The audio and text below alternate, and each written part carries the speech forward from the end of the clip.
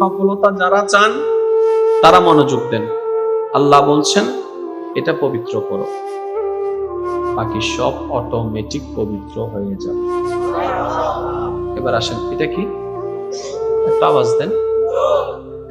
চোখের কাজ, চোখের কাজ, হাতের কাজ, বললাম একটু খুশি হব। হাতের কাজ, পায়ের কাজ, পায়ের কাজ, কানের কাজ, জিহ্বার কাজ, জিহ্বার কাজ। তাহলে প্রত্যেকটা কিছুর আলাদা আলাদা কাজ আছে না নাই? আচ্ছা, তো কাজ যেখানে আছে সেখানে দুই প্রকার, পজিটিভ, মাশাআল্লাহ, পজিটিভ। যেমন ওষুধ যারা আমরা খাই, এই ওষুধের একটা পজিটিভ আছে, একটা নেগেটিভ আছে। প্রত্যেকটা জিনিসের একটা পজিটিভ এবং নেগেটিভ আছে, কিন্তু একটা জিনিসের কোনো নেগেটিভ নাই, সেটা হচ্ছে আল্লাহর রহমত। সুবহানাল্লাহ বলেন। এখানে নেগেটিভের কোনো অস্তিত্ব, এভরিথিং পজিটিভ। নেগেটিভ কোনটা? আমাদের মনে হওয়াটা নেগেটিভ, আমাদের না বোঝাটা নেগেটিভ। নাহলে আল্লাহর এখানে কোনো নেগেটিভ বলতে কোনো শব্দ। এবার একটু খেয়াল করেন, এটা কি কিসের জন্য? জোরে বলেন না, এটা কিসের জন্য? এটা টুপি মাথার জন্য, সবাই জানে। যেটা যেখানের জন্য, যেটা যেটার জন্য, সেটার জন্য ব্যবহার করাকে বলা হয় হক, ইনসাফ। আর সেটাকে উল্টা করাটা হচ্ছে না ইনসাফ, অন্যায়। এবার আপনারা বলেন এটা কি কিসের জন্য? এবার যখন মাথায় রাখলাম ইনসাফ, বেইনসাফ বলেন না, জোরে বলেন না। কারণ এটার দায়িত্ব কি? মাথায় থাকা। এটাকে আমি রাখছি কোথায়? মাইক্রোফোনে। তাহলে এটা আমি না ইনসাফি করেছি, এক কথায় জুলুম করেছি। কি করেছি ভাইয়া? আচ্ছা আপনারাই বলেন, জুলুম করলে, অত্যাচার করলে সে কি আমার সাথে বন্ধুত্ব রাখবে? সে কি আমার সাথে গুড রিলেশন রাখবে? এটা আমরা সবাই একমত আছি। এবার আসেন, সারা জীবন আমরা শুনেছি, গভীর মনোযোগ, সারাটা জীবন আমরা শুনেছি হাসরে যখন যাব আমাদের চোখ আমাদের বিপক্ষে, আমাদের হাত আমাদের বিপক্ষে, আমাদের পা আমাদের বিপক্ষে, আমাদের জবান আমাদের বিপক্ষে, আমাদের কান আমাদের বিপক্ষে। এবার বান্দা ভাবতে লাগলো, চোখটা তো আমার বিপক্ষে কেন যাবে? তবে হাতটা তো আমার বিপক্ষে কেন যাবে?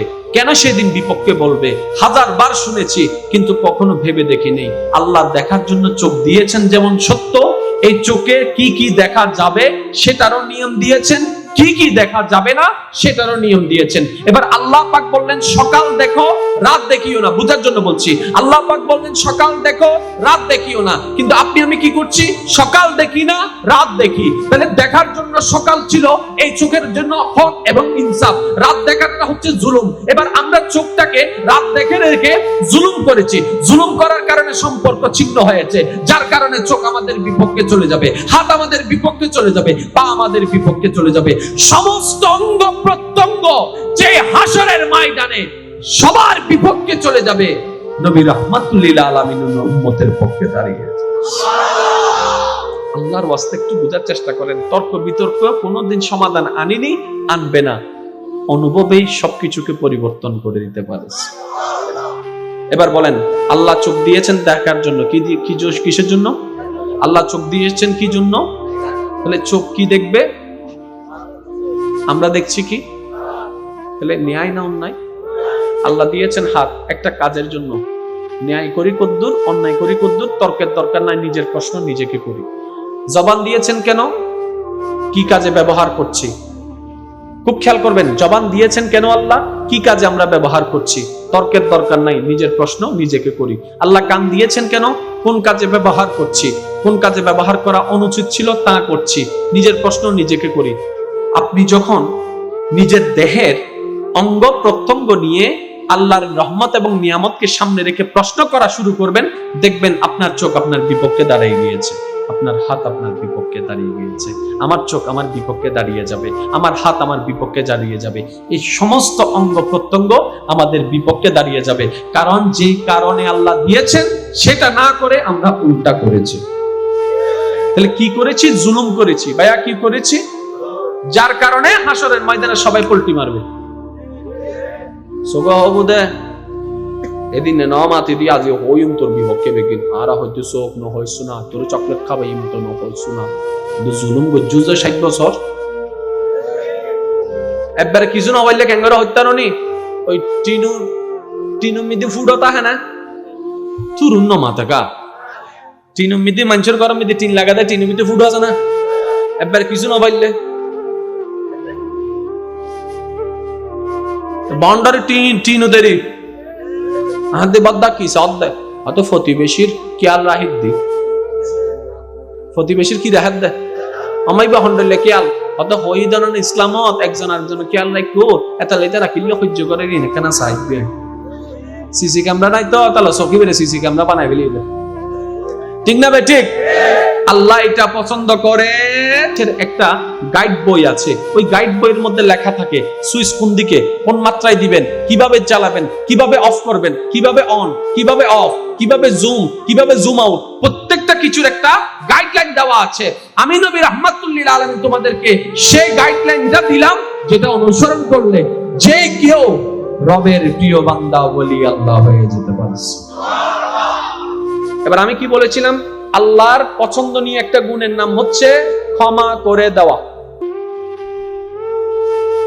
বলেন না আল্লাহর পছন্দনীয় একটা গুণ হচ্ছে প্রতিশোধ নেওয়া না ক্ষমা করে দেওয়া এবার দেখেন তো সেটা আমাদের সাথে মিলে কি মিলে না আল্লাহ আমাদের উপর কি প্রতিশোধ নেন নাকি ক্ষমা করে দেন যেটা বলেন না একটু বলেন না আমাদের যে পরিমাণ গুনাহ সেই তুলনায় কি আল্লাহ প্রতিশোধ নেন নাকি ক্ষমা করে দেন এবার আল্লাহর যতগুলো বান্দাকে আপনি প্রিয় বান্দা হিসেবে চিনেন মানেন আপনার জানাই আপনার জ্ঞানে যাদেরকে আপনি আপনার রবের প্রিয় বান্দা হিসেবে মানেন সবার নাম লিস্টি করেন ডেফিনেটলি সেখানে আবু বকর সিদ্দিকের নাম থাকবে হযরত ফারুক আজমের নাম থাকবে ওসমান ও আলীর নাম থাকবে হাসান ও হুসাইনের নাম থাকবে এবার যতগুলো আপনার জানাই আল্লাহর প্রিয় বান্দা মনে করেন সবার নাম লেখার পরে এবার আপনি দেখেন প্রত্যেকটা নামের উপর আঙ্গুল রেখে ওনার সাথে মিলাবেন আবু বকর সিদ্দিক কি প্রতিশোধ নিয়েছেন নাকি ক্ষমা করেছেন দেখবেন উত্তর আসবে উনি প্রতিশোধ নেন নাই ক্ষমা করে দিয়েছেন এবার আবু বকর সিদ্দিকের জীবনের মধ্যে দেখেন উনি কি উগ্রতা ছিল নাকি মায়াবী ছিল উনি মায়াটাই করেছেন উনি রহমতটাই করেছেন উনি দয়াটাই করেছেন উনি করুণাটাই করেছেন ও আবু বকর সিদ্দিক সহ ও সমস্ত প্রিয় বান্দারা আপনারা প্রিয় বান্দা হলেন কিভাবে বলে যে আল্লাহ যে সমস্ত গুণ পছন্দ করে হাজার কষ্ট করে হলো শয়তানের সাথে যুদ্ধ করে সেই গুণগুলোকে নিজের মধ্যে প্রতিষ্ঠা করার চেষ্টা করেছে আমরা যদি আল্লাহর প্রিয় বান্দা হতে চাই আজকে থেকে অন্যের দোষ গোপন করতে হবে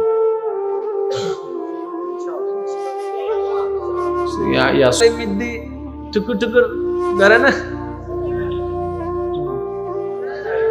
এন্ডেল হতুন আছে 3-4 গলো বই দেখি দে বিয়ে করিব দা হবরে নমাতে বিয়ে করিব দা হবরে লাইন লাগা রেখে দাও আমিকে সিম হওয়ান আইডি হবো আছে না নাই ভাইয়া হদ্দ বাপ যে মজা আহদ্দি ভাইয়া কেনে হদ্দ একক গাদি অকল উনুরে বোকা বানায় রেখে দি কেউ দরিন ন পারে এবার বিয়ে যাতে গরিবের টাইম বেশি ইতা হদ্দে ইতারা রে ফাঁস মাইবে উনুর হদ্দে চরি আমি বিয়ে করতে পারবো না মা কেন আমার মা বাপ মানতেছে না তুই মা বাপ মানতেছে না যেটা আগে চিন্তা করস না কেন প্রেমের শুরুতে বলে যে সব ব্যবস্থা আমি করব যখন বিয়ে করার টাইম হয় বলে আমার বাবা রাজি হচ্ছে না আমার মা রাজি হচ্ছে না তো এতদিন করলি কি কারো জীবন নিয়ে খেলা করার অধিকার কারো আবেগ মায়া ভালোবাসা নিয়ে খেলা করার অধিকার সেজন্য আমার সমস্ত ভাই বোনদের কাছে আমার একটা অনুরোধ যেই রাস্তায় গিয়ে আমাদের অতীতের ভাইয়েরা ধাক্কা লাথি গুতা খেয়েছে কষ্ট পেয়েছে ডেফিনেটলি আমরাও গেলে লাথি গুতা কষ্টটাই পাবো যে তার ধরে সবাই শর্ট খেয়েছে আপনি আমি ধরলেও শর্ট খাবো যে পানিটাকে সবাই মৃত্যুবরণ করেছে সে পানিটা আপনি আমি খেলে মৃত্যুবরণ করবো এটাই তো স্বাভাবিক ঠিক না খুব রিয়ার লাকে একজন হয়তো সাকসেস হতে পারে তো সেজন্য যেখানে মেজরিটি পার্সেন্ট যেখানে সবচেয়ে বেশি পার্সেন্ট নষ্ট হয়ে যাচ্ছে, সে রাস্তায় যাওয়ার কোনো দরকার। আপনার জন্য কেমন জীবন সঙ্গী দরকার আপনার রবই ভালো জানে। সুবহানাল্লাহ। আমি একটা আবদার জানাবো আমার যুবক যুবতী ভাই বোনদের কাছে। আমি অদম অযোগ্য ছোট্ট একটা মানুষ, ছোট্ট একটা আবদার আপনাদের কাছে রাখলাম। প্রত্যেকটা মানুষের জীবনে একটা পার্টনার দরকার আছে, আর সে পার্টনারের রূপান্তর হয় যে মাধ্যমে, সেটার নাম হচ্ছে বিবাহ, এটার নাম হচ্ছে শাদী, এটার নাম হচ্ছে ম্যারেজ। বিবাহ বন্ধনের মাধ্যমে সম্পর্কটা পবিত্রতা লাভ করে। তাহলে প্রতিটা পুরুষের একজন স্ত্রী দরকার, প্রতিটা স্ত্রীর একজন স্বামী দরকার। যারা শুনছেন আমার কথাটা একটু মনের কান দিয়ে শোনার চেষ্টা করবেন। বাঁচবো আমরা কয়দিন? এই দুনিয়াতে তো সামান্য কয়েকদিনের মেহমান হয়ে এসেছে, একবার চলে গেলে তো আর আসতে পারবো না। তো সুতরাং যার যার জীবনের মূল্য সম্মান নিজেকেই দিতে হবে, তারপর দেখবেন পৃথিবী আপনাকে মূল্যায়ন করা শুরু করবে। এমনও তো হতে পারে পৃথিবীর কোন অঞ্চলে, কোন জায়গায় কোন একজন নারী, কোন একজন ছেলে, কোন একজন পুরুষ, কোন একজন মেয়ে আল্লাহর কাছে সূরা ফুরকানের ৭৪ নম্বর আয়াতটা রব্বানা হাবলানা বলে বলে আপনার জন্য, আপনাকে পাওয়ার জন্য, আপনাকে স্বামী হিসেবে পাওয়ার জন্য, আপনাকে স্ত্রী হিসেবে পাওয়ার জন্য হয়তো দোয়া করতেই আছে। হয়তো আপনি আমি জানি না, রবের কাছে বলছে আল্লাহ একটা পবিত্র স্বামী দাও, পবিত্র স্ত্রী দাও। তাহলে একজন আপনাকে খুঁজছে, একজন আপনাকে আপনার রবের কাছে চাচ্ছে। কিন্তু আপনি আমি যখন অন্যায় পথে চলে যাই, ওই চাওয়ার লিস্টির ভিতর থেকে আল্লাহ যাদেরকে পবিত্র বাছাই করে রেখেছেন ওখান থেকে অটোমেটিক আমাদের নাম কাটা পড়ে যায়। কারণ আমরা নিজেরাই নিজেদেরকে নোংরা করে ফেলছি, আমরা নিজেরাই নিজেদেরকে নষ্ট করে ফেলছি। তাহলে ওই দুয়ার ফসলে আর আমিও হব না, আপনিও হবেন না, ভাইও হবে না, বোনও হবে না, ছেলেও হবে না, মেয়েও হবে না, নেককার হবে না। মনে রাখবেন, সতের জন্য সৎ, পবিত্রের জন্য পবিত্র। একটু ভাবেন না, হয়তো কেউ একজন আপনাকে পাওয়ার জন্য রবের কাছে ফরিয়াদ করছে, হয়তো নাম জানে না, ঠিকানা চিনে না, কিন্তু বলছে আল্লাহ এমন একজন স্বামী দাও, এমন একজন জীবন সঙ্গী স্ত্রী দাও যে তোমার প্রেমে, তোমার নবীর প্রেমে পাগল হয়ে থাকবে, যে নিজেও নামাজ পড়বে, আমাকেও ফজরের নামাজের জন্য ডেকে তুলে দিবে। মাঝে মধ্যে হাজারো ব্যস্ততায় দুইজন মিলে তাহাজ্জুদের নামাজের মাধ্যমে তোমার দরবারে যেন সিজদা দিতে পারে। জীবনের যত মুসিবতই আসুক না কেন, একজন আরেকজনকে ধৈর্যের উৎসাহ দিতে পারে। হয়তো এমন একজন জীবন সঙ্গী চাচ্ছেন, হয়তো আপনিই সেই ব্যক্তি।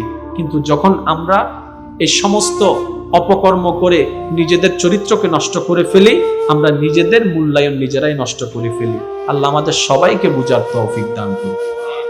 আর একটু জোরে বলেন, আমার কথা কি কেউ কষ্ট পেয়েছেন? কারণ ভালোর জন্য ভালো, খারাপের জন্য, জোরে বলেন না, খারাপের জন্য। এবার আমার ভাই বলছে আমি 5টা প্রেম করেছি, বিয়ে করব একটা, তাহলে ওই মেয়েদের কি হবে? যা হওয়ার হোক, নিজে বাঁচিলে বাপন নাম। ইতে মনে করি দিতে এই মাইফোন এনে বেসাহারা, মাইফোন বেওয়ারিশ, মাইফোন ওর কেউ নাই ফানলা, ইতে মনে করি দিতে তা হদ্দি কেউ নাই, হদ্দা আছে তো আমাদের হন, হদ্দিতের ভাই আছে কিন্তু হইতে তুমি বাইর হইলে ডর মারি গেলি বাইর হইতো না, এটা লিতে মুক্তি হয়ে যায়। বাপরে হদি ও হইতো না, তো লিতে মাইফি বেকেরও হইতো না, আর হনো ডর আদি মাইফি বের আল্লাহ আছে না, তা আছে তো।